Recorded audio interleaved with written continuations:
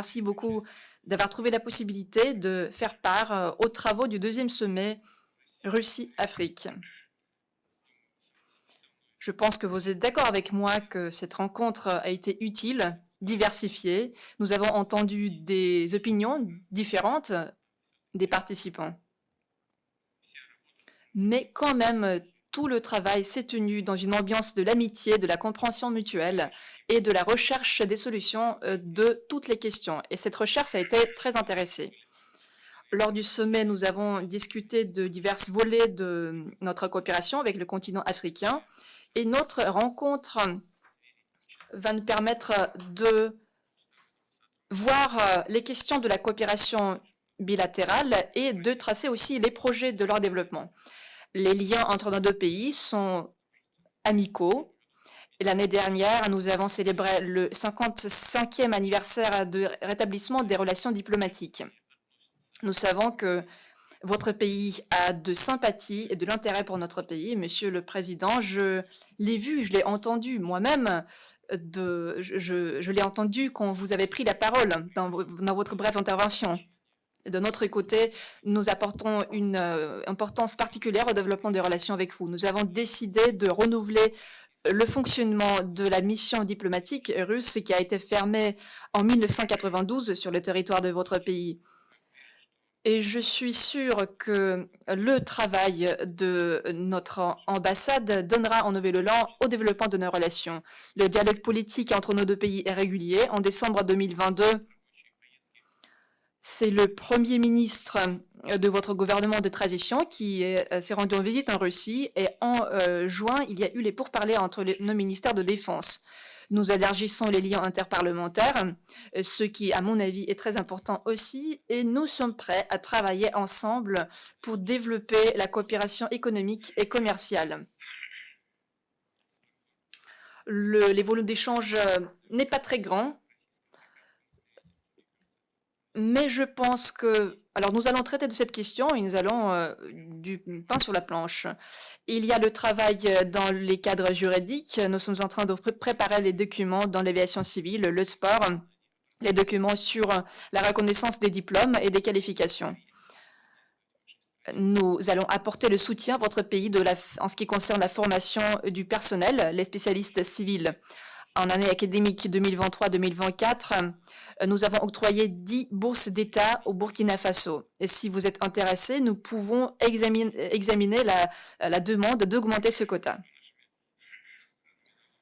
Il y a une bonne coopération entre nos deux pays sur les questions de l'agenda international et nous notons qu'il y a un bon niveau de coopération au sein de l'ONU et au sein d'autres organisations internationales. Au juin, le gouvernement de la Russie a pris la décision d'apporter une contribution dans le PAM, le Programme alimentaire mondial de l'ONU, pour octroyer de l'aide humanitaire à toute une série de pays africains. C'est une donation bénévole, 10 millions de dollars et 2,5 millions de dollars seront octroyés au Burkina Faso. Monsieur le Président, chers collègues, chers amis, nous sommes sincèrement très contents de vous saluer à Russie et je me réjouis de notre rencontre d'aujourd'hui. Merci beaucoup. Et je tiens à donc vous signifier l'amitié surtout à cette étape actuelle qui est très ardente entre les peuples burkinabés et le peuple russe. Et je puis vous rassurer que la situation que la Russie vit actuellement avec l'opération militaire spéciale, que vous avez en tout cas le soutien du peuple burkinabé et le soutien de notre gouvernement. Hier, les échanges, comme vous l'avez dit, ont été de divers ordres. Nous avons pu apercevoir la diversité des problèmes des uns et des autres et les besoins aussi. Et ce matin, nous allons plus nous attarder sur ce qui nous concerne. Vous avez déjà évoqué le volet diplomatique.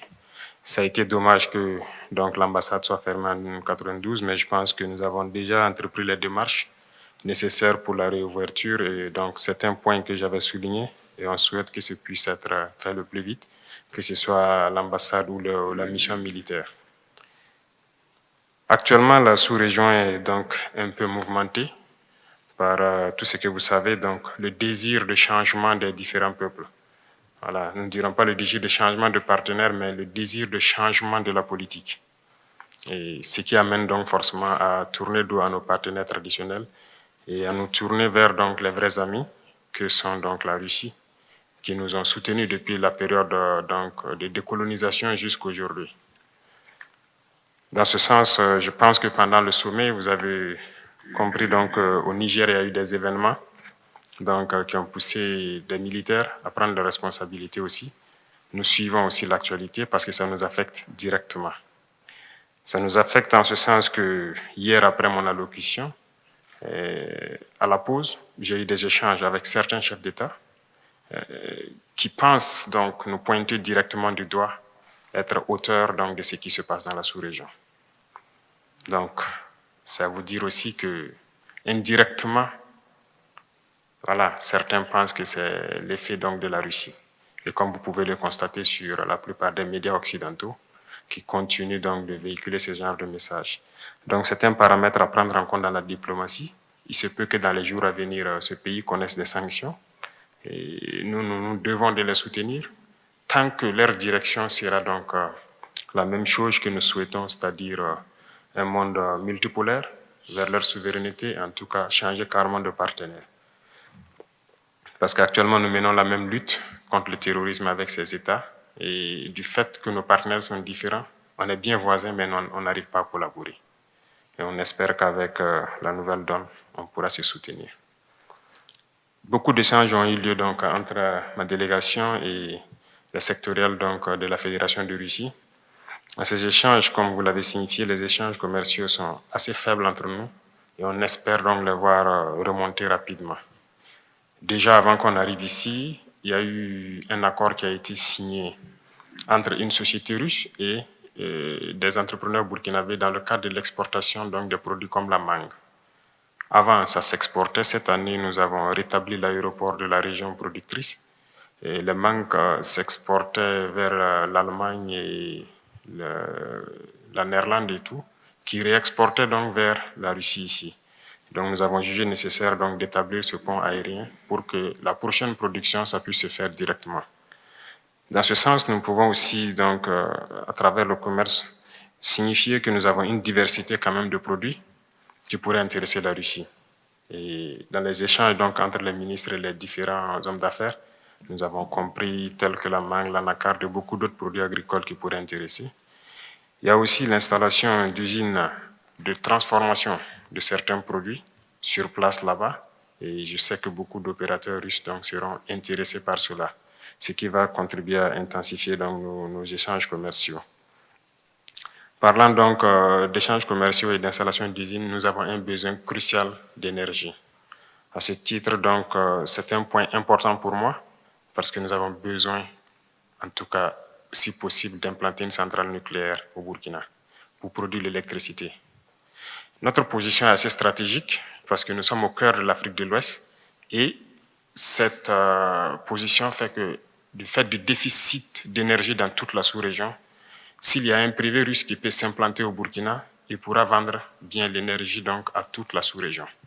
Et donc, c'est un point très important pour nous et on souhaite que vous puissiez voir comment cela puisse se réaliser, en tout cas, dans de brefs délais.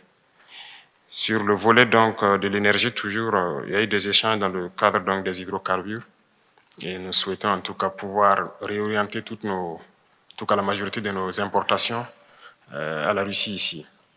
Et il y a des entreprises avec qui on a pris contact, d'autres aussi ont souhaité donc avoir l'appui, en tout cas votre appui, pour pouvoir mieux tisser.